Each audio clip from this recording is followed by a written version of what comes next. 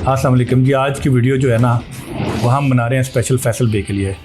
फैसल बे जो है ना वो इंग्लिश में कहते हैं इंटेग्रल पार्ट ऑफ आरबीएस हैं और हमारे मोस्ट सीनियर और हमारी बैकबोन है। तो फैसल बे को आज ज़बरदस्ती मैंने बिठाया। मैंने कहा फैसल बे आज हम वीडियो बनाएं। वो तो थोड़ी सी क्रिटिकल वीडियो बनाना चाह रहे थे। मैंने कहा नहीं यार ज़रा इजी वीडियो बनाते हैं, आपने क्रिटिकल सवाल नहीं करने। फैसल बे यार आज हम ना आपकी जो एक्सपर्टीज़ हैं वो लैंड के हवाले से बहुत ज़्यादा हैं। हम लोग भी लैंड ओन करते हैं, हम लैंड है हमारे पास और उसमें आपका बहुत एक्सपीरियंस भी है, आपका इंटरेस्ट भी है, एरिया ऑफ एक्सपर्टीज़ भी है। रिंग रोड का इफ्तिताह हो रहा है और ये जो रिंग रोड है इंशाल्लाह करके देखिए प्रोजेक्ट तो ये को 30 साल पुराना है। 30 साल पुराना है और अभी इसको कभी आगे चला जाता था, कभी पीछे आता था, बस ये ऐसे अलाइनमेंट ही सेट नहीं हो रही थी हमसे। लेकिन ये है कि ये अच्छी बात यह है कि गवर्नमेंट ने देखे बिसाइड पार्टी किसी भी पार्टी को हम वो करते हैं, लेकिन मुझे लगता है कि ये बड़ी हिम्मत वाली बात है कि इसको एग्जीक्यूट करना।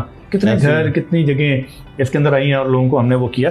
अच्छा अब रिंग रोड का आज ना हम रिंग रोड का पूरा अहाता करते हैं कि रिंग रोड बेसिकली क्या है और ये कितना % पार्ट ऑफ इसका बना है, इसका इम्पैक्ट क्या होगा और इस पूरे इलाके में क्या फ़ायदा होगा, DHA बैरियर को क्या फ़ायदा होगा। यहाँ अदर सोसाइटीज़ हैं, बहुत सारी सोसाइटीज़ क्लेम करती हैं कि हमारे अंदर इंटरचेंज आ गया, इसके अंदर इंटरचेंज आ गया। उसके बारे में ज़रा बताएं। ठीक है, आप इसके बारे में आप मुझसे पूछें। आपको सबसे पहले ये बताता हूँ कि ये हमारा ऑलमोस्ट जो रिंग रोड कंप्लीट होगा ये तो अभी उसका आधा हिस्सा है, 38 किलोमीटर। हाँ 38 में ये उसका कंप्लीट जो रिंग बनेगा ना ये उसका तकरीबन हाफ से भी कम में आती है। और इसके अलावा यहाँ पे इन्होंने जो रूट दिया है ये बाढ़ से लेकर ठलियाँ तक का दिया है।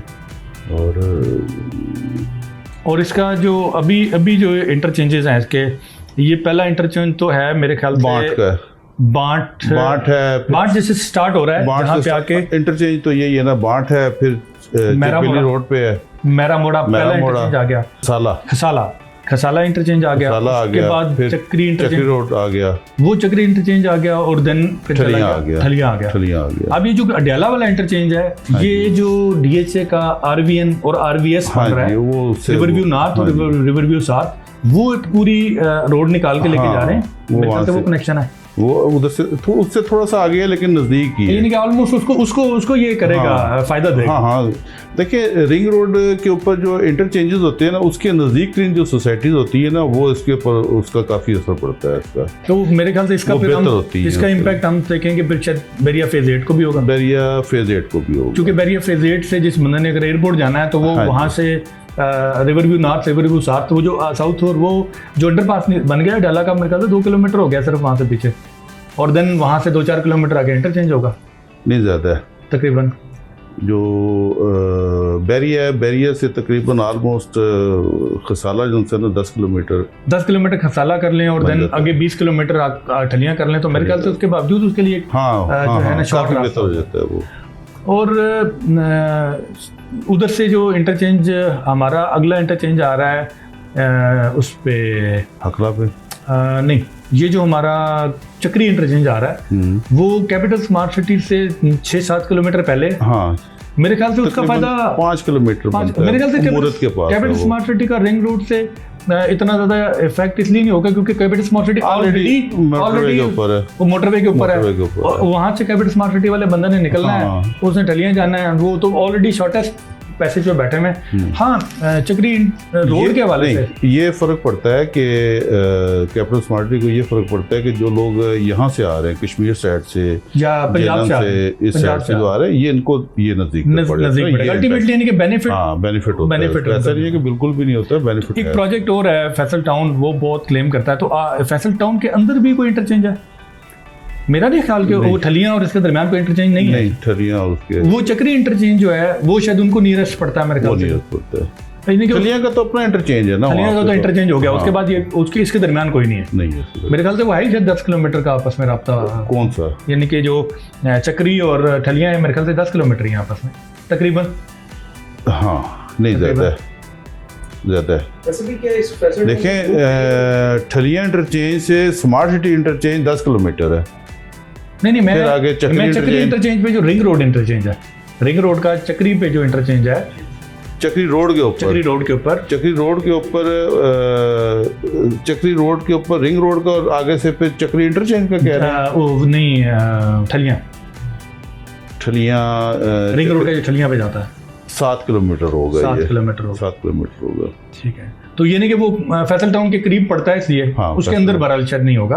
उसके करीब पड़ता है उसके करीब। तो 200 फुट कर रहे हैं चक्री रोड को भी, ये बहुत अच्छा काम कर रहे हैं।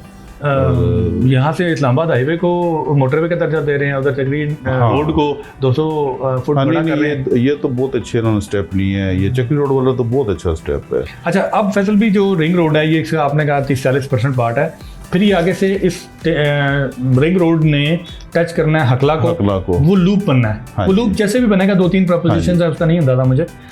फिर ये चला जाएगा हकला से टच हो जाएगा मार्गल एवेन्यू को।